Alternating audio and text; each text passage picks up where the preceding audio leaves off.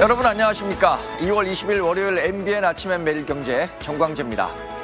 어제까지만 해도 분명히 봄이 오고 있다는 생각이 들었는데 오늘은 다시 영하의 날씨가 찾아왔습니다. 출근길 옷 따뜻하게 챙겨 입고 나가시기 바랍니다. 홍석준 의원님, 27일에 본회의가 열려서 표결에 붙여진다고 하는데 우리가 애초에 알려진 거는 민주당에선 이걸 좀 빨리 처리하자 이렇게 요청을 했었던 것 같아요. 예, 원내 수석 부대표끼리 이제 의사 일정 이제 합의를 이제 본 게 24일 어차피 이제 본회의가 이제 예정돼 있었기 때문에 이때 보고를 하고 보고된 시점에서 이제 24시간 이후부터 이제 72시간 이내에 체포 동의안 처리를 하도록 지금 국회법에 규정이 되어 있습니다. 그렇기 때문에 이제 27일 본회의에서 처리하는 것으로 이제 여야 간에 합의가 되어 있습니다. 네. 지금 조 변호사는 권성동 의원 사건과는 좀 결이 다르기 때문에 다르게 봐야 한다라고 얘기를 하고 있습니다. 홍 의원님 어떻게 평가하세요? 예, 조 변호사는 저렇게 말씀하시지만 사실 이미 검찰이 아닌 법원의 시각에서 이재명 대표 관련된 정말 신복 내지는 최측근들이 문제가 이런저런 문제가 많기 때문에 지금 다 구속 지금 수사받고 있지 않습니까? 지금 정진상, 김용 그리고 이화영 전 부지사 등등이 여러 가지 대장동이라든지 대북 송금이라든지 등등이 지금 이슈로 되어 있는데 이미 사실은 증거는 굉장히 검찰에서 이제 많이 보유하고 있다고 봐야 되는 것이고 저희들이 불체포 특권을 이렇게 주장하는 이유는 이겁니다. 첫 번째는 모든 국민이 법평등해야 되는데 과연 이재명 대표가 아닌 다른 사람이라면 일반 국민은 말할 것도 없고 지자체장이라든지 보통 정치인 같은 경우는 이미 벌써 구속 수사 됐을 만큼 사안이 좀 중대하고 증거가 많기 때문에 법평등 차원에서도 그렇고 두 번째 불체포 특권은 잘 아신 것처럼 절대 왕정이라든지 독재자로부터 의원들이 입법 활동을 하기 위해서 정상적인 활동을 보장하기 위한 어떤 헌법적 수단이지 이 사안은 국회의원 되기 전에 야당 대표 되기 전에 자치단체장으로서의 어떤 토착 어떤 부동산 관련된 비리 관련된 사안입니다. 그렇기 때문에 이 사안은 불체포 특권의 어떤 저는 대상도 아니라고 보고 그리고 지금 이 사안으로 인해서 모든 국회 일정이라든지 이런 것들이 다 지금 방탄 일정에 맞춰가기 때문에 통상적으로 지금 국회 일정이 1월 달에는 열지 않고 일정이 돼 있는데 지금 민주당에서는 지금 회기를 반드시 열어야 되기 때문에 지금 1월 달부터 지금 회기를 계속 열고 있으면서 모든 어떤 국회 일정이라든지 이런 것들이 지금 이재명 대표의 지금 방탄 목적으로 해서 지금 국회가 지금 계속 이상하게 지금 돌아가고 있다. 그리고 더 중요한 것은 지금 여론조사에도 나오는 것처럼 이런 사안으로 인해서 국민들이 정말 민주당을 저희들은 굉장히 지금 부정적, 비판적 시각으로 보기 때문에 민주당을 위해서도 불체포 특권을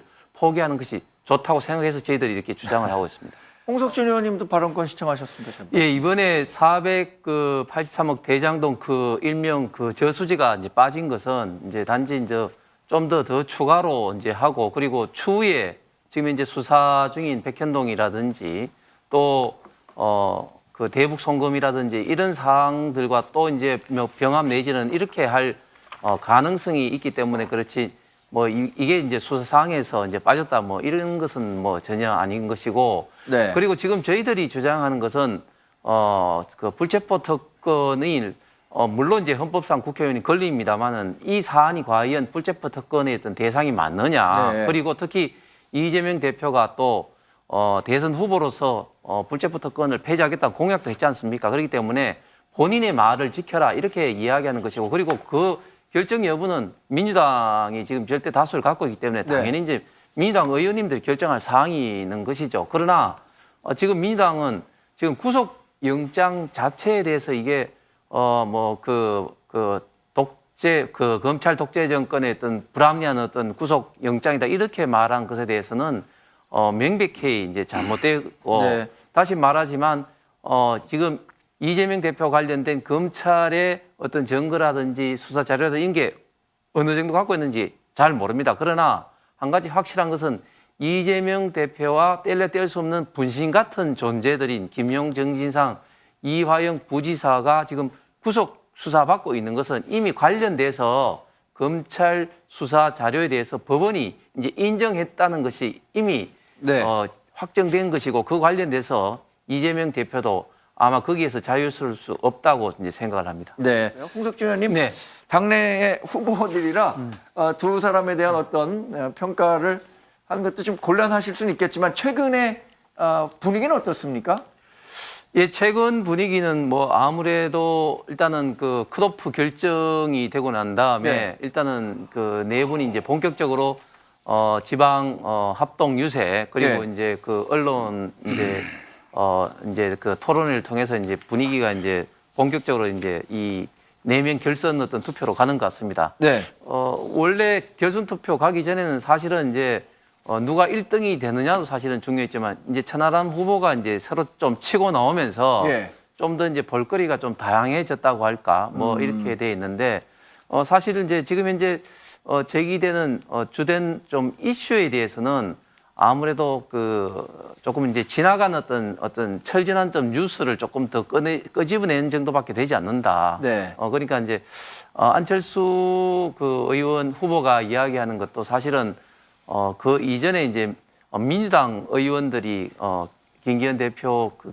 어떤 땅 문제에 대해서 이제 제기를 한 사항에 대해서 이미 이제 김기현 그 의원 쪽에서 이제 그 무고 혐의로 이제 고발한 네. 사항이라서 뭐 큰 어떤 파급 효과는 제가 볼 때는 없을 것 같고 그리고 안철수 후보 쪽에서 의원 쪽에서 제기하는 이런 어떤 문제도 그렇지만 또 김기현 후보 의원 쪽에서 제기한 또 이 문제도 사실은 뭐 국민 모두가 사실은 다 알고 있는 또 사항이었기 때문에 예.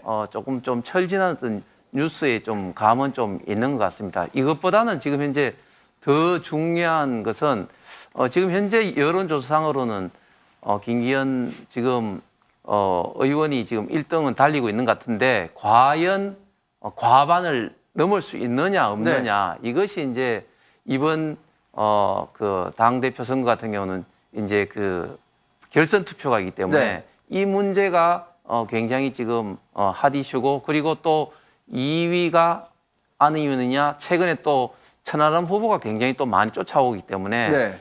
누가 될 것이냐 그리고 결선 투표에 가서 어떻게 될 것이냐 좀 이 문제가 물밑에서 그리고 많은 분들이 더 좀 관심을 갖고 있는 이슈인 것 같습니다. 네. 홍석준 의원님, 실제 여기 지금은 3.8 전당대회 때문에 정신이 없겠지만 이게 끝나면 또 원내대표의 위상이 굉장히 지금 높잖아요. 당대표 못지않게 중요한 위상을 갖고 있는데 어떤 경쟁 구도가 가시화되고 있습니까? 예, 가시화되고 있습니다. 방금 앵커께서 말씀하신 이제 그분들은 이제 물론이고 네. 그리고 이번에 당 대표 선거에 나왔다가 아쉽게 이제 탈락한 뭐 윤상현 의원까지도 이름이 지금 거명되고 있습니다. 네. 제가 보니까 대통령 선거라든지 당 대표 선거라든지 전국적인 그러니까 규모가 큰 선거도 굉장히 뭐 조직을 운영한다든지 뭐 자금이라든지 뭐 이런 것 때문에 굉장히 어렵지만 네. 이 숫자는 적지만 원내대표 선거도 굉장히 어렵더라고요. 왜냐하면은 의원 한 사람 한 사람이 어떤 생각을 갖고 있느냐 이런 것들이 굉장히 이제 알기가 복잡하고 또 그 사람하고 있던 어떤 상관관계, 인간관계 이런 것들이 복잡하기 때문에 원내대표 선거도 사람 수에 비해서는 굉장히 어렵고 또 네. 중요하다. 그래서 결국은 이제 그 당 대표가 누가 되느냐에 따라서 또 굉장히 많이 이제 지역 안배 내지는 이런 차원에서도 좀 연동될 수밖에 없어서 만약에 이제 김기현 대표가 된다면은 뭐 수도권이 그만큼 또 이제 이야기가 좀 명분을 더 좀 쌓을 수도 좀 있고 네. 뭐 한데 이 문제는 또 여러 가지 어떤 지금 현재 어떤 의원들 간의 어떤 역학관계도 지금 굉장히 좀 중요합니다. 그러니까 무슨 말인가 하면 내가 지난번에도 나왔기 때문에 이번에는 좀 이렇게 좀 해달라 이런 어떤 인간관계도 형성될 수가 있기 때문에 네. 굉장히 원내대표 선거가 앞으로 짧은 기간이지만 좀 치열해질 것 같습니다. 피해자들에 대한 진심 어린 사과 계속 해야겠죠. 언제까지 해야 되냐? 피해자가 용서할 때까지 해야 된다고 하잖아요.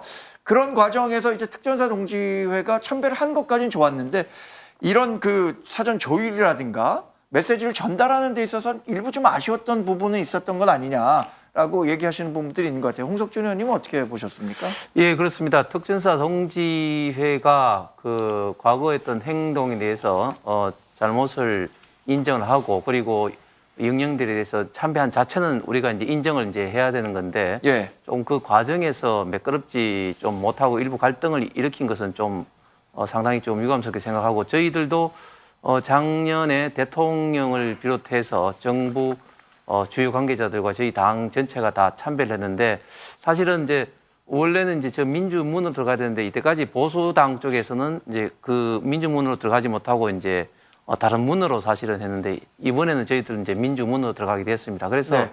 이 문제에 대해서는 철저하게 그 유족회 어떤 등의 어떤 관계가 굉장히 좀 중요하기 때문에 앞으로 참배 과정 절차 이런 것도 그분들과 철저히 이제 좀 상의를 하고 네. 그리고 어떤 그분들의 어떤 입장에서 철저하게 저희들이 대변 내지는 참배를 계속 가져야 된다고 생각합니다. 네. 오늘 아침의 매일경제 여기서 마칩니다. 고맙습니다.